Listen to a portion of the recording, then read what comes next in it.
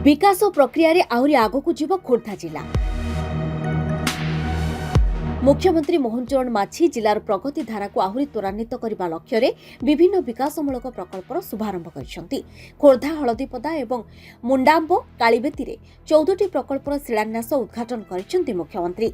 हलदीपदार आयोजित समावेश को संबोधित कर मुख्यमंत्री कहते 2036 सुधा समृद्ध ओडिशा गठन लक्ष्य रही।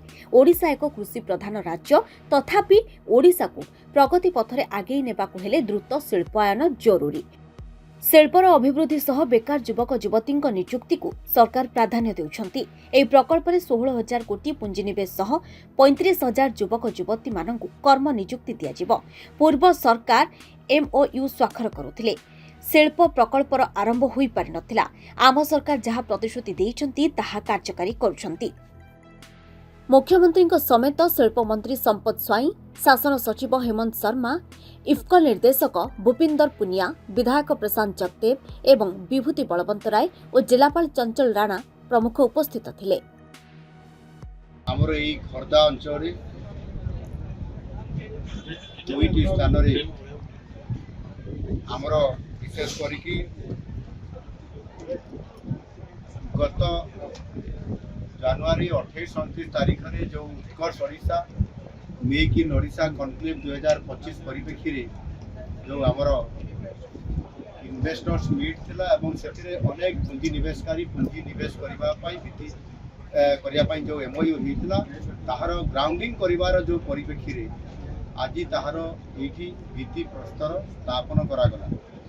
एथिरे 14टी प्रकल्पर भित्ति प्रस्तर स्थापन एवं गोटे प्रकल्पर इथिरे उद्घाटन करा ये परिप्रेक्षी ये अंचल आज 6,000 कोटी अधिक टंकार एठी इन्वेस्टमेंट करिवार ये जो प्रक्रियाकरण आज आरंभ होती से पाखापाखि प्राय 30,500 अधिक आमर युवक युवती माने जॉब पाई पारिबे, नियुक्ति पाई पारिबे।